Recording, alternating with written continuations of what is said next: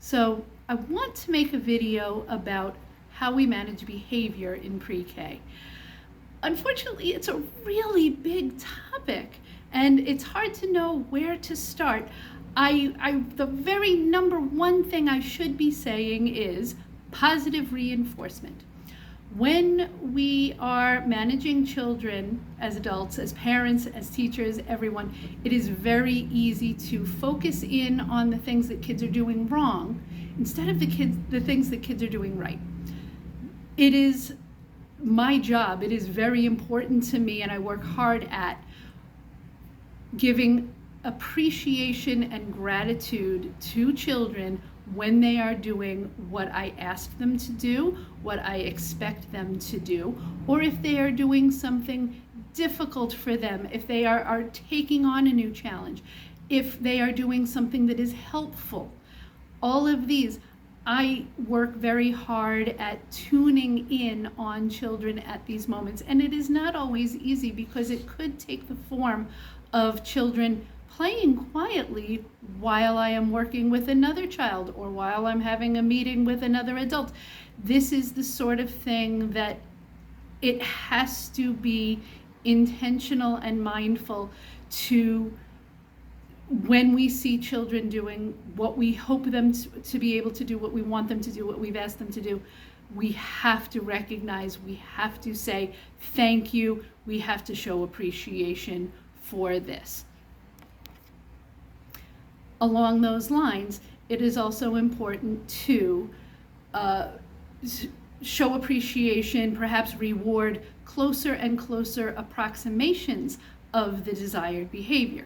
For example, when I am reading a story, I ask the children to please sit with their crisscross applesauce pretzel legs on the carpet, face forward, look at me, tune in, all of these things.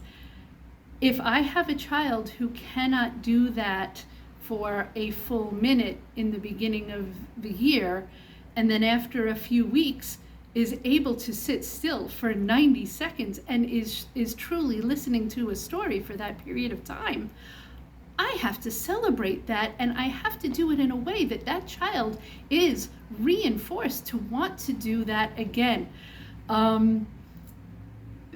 And we have very clear expectations for the things we do throughout the school day that are written in a way that the children can understand and achieve closer and closer approximations of these behaviors. Let's take a look at those.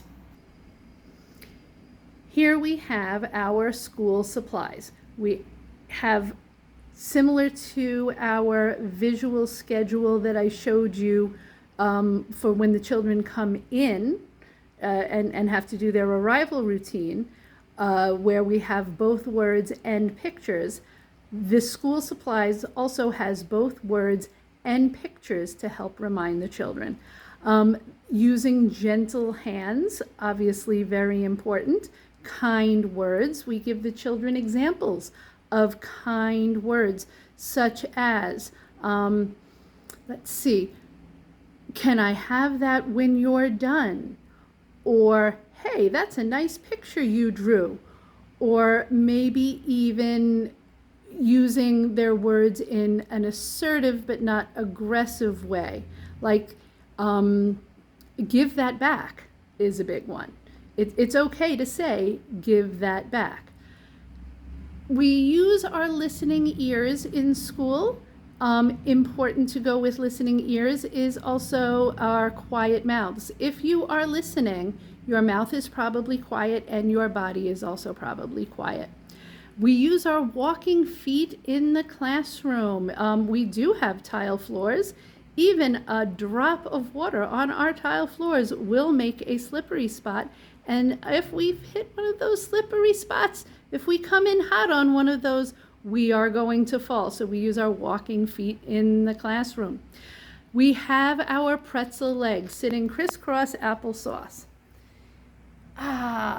There's an example of something that when I start doing an activity on the carpet or when we start reading a story, I do ask the children to start out with their pretzel legs. It is something that I do not insist that they maintain throughout the duration of a story or an activity. It's more of a getting ready to listen and pay attention sort of a posture. There are some children who are very able to continue to listen and engage even after they have fallen off of their pretzel legs, even if they are sort of lying back or down a little bit. And I will not interrupt a story to correct that.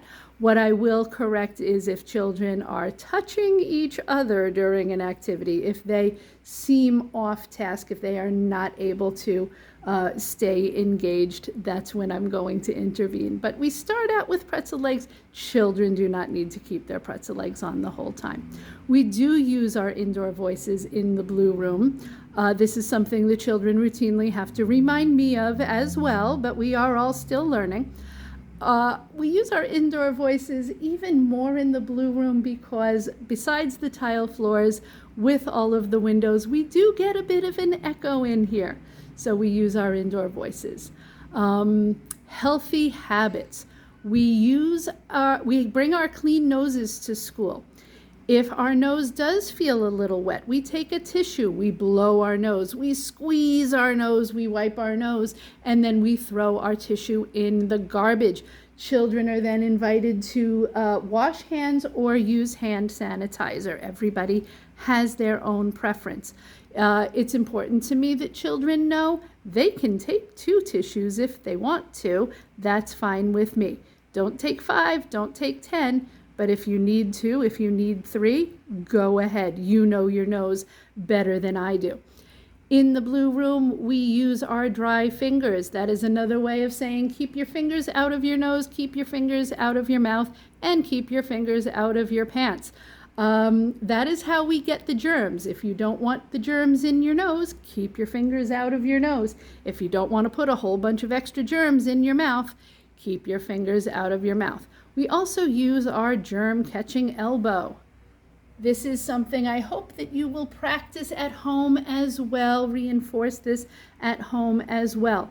It is, it's a characteristic of preschoolers that they are often able to use their germ-catching elbows for a pretend cough or a pretend sneeze. The trick is teaching them to use it for the real coughs and sneezes.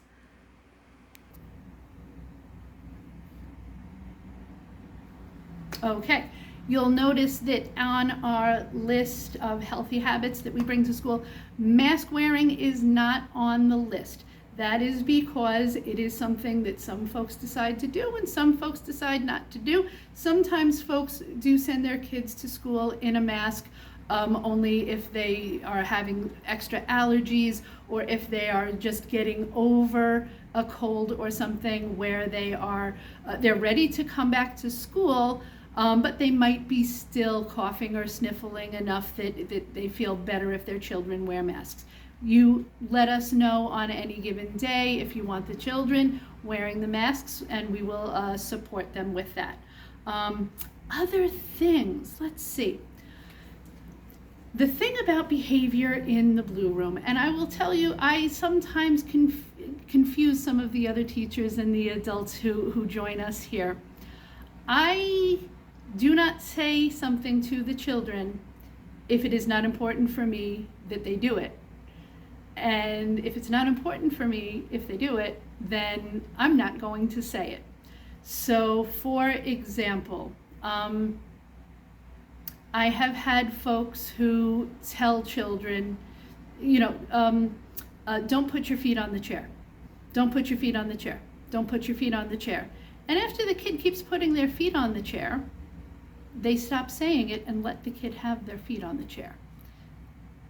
For me, I decide, am I going to allow this feet on the chair behavior or not? I'm probably going to allow it because I like to sit with my feet on a chair sometimes too. Point is, if I tell them to stop, it's going to be a real direction. Yes, you do have to stop if I've said it. I encourage this at home as well. Decide what the rules are and enforce them consistently. because when sometimes it's a rule and sometimes it's not, little scientists need to test, and no one has time for that. I also maintain attention to what my goals are. One of the things that we always want the children to do, and we teach this very early on, we want them to clean up their sitting spots after a meal. We want them to pick up their garbage and put it in the garbage can themselves. It has happened where I have had children pick up their plate and their spoon and their little empty milk container and walk past the garbage can that's right there to go into the bathroom to throw out their garbage there. And I love it when that happens, because look, I wanted them to throw out their garbage and they're throwing out their garbage. And I have had other adults in the room sometimes say, no, don't do it like that. The garbage is here. And I tell them to stop, because what do we want this child to do? We want them to throw out their garbage. What are they doing? They're throwing out their garbage. Don't interrupt. We're not going to tell them they're doing it wrong when they're doing what we asked them to do. We're going to let them do it that way, and then we're going to tell them they did a good job. Someday they're going to think, hey, I could use this closer one. Maybe they'll notice their friends do it. Maybe one of the teachers, in a moment that's not during their attempt, will say, hey, we have this other garbage can here. But my point is, we maintain attention to what the goals are. We also give very clear directions, one-word reminders, escalating prompts. I'm going to talk about escalating prompts in a whole nother video, I think.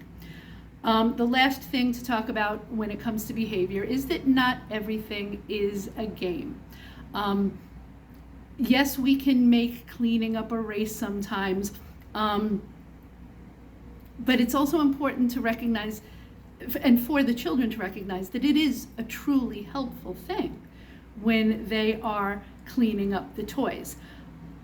Kids helping other kids, also, that is genuine help, and maybe it's fun, but let's not fool ourselves into thinking that that is a game, that is playing. That is really very important help that they are doing. Things like lining up when it's time to line up. That helps us get to the playground faster, so we have more time for the real playing. Not everything is a game, and that is one of the ways we manage behavior in the Blue Room. I will probably make a part 2 for this one.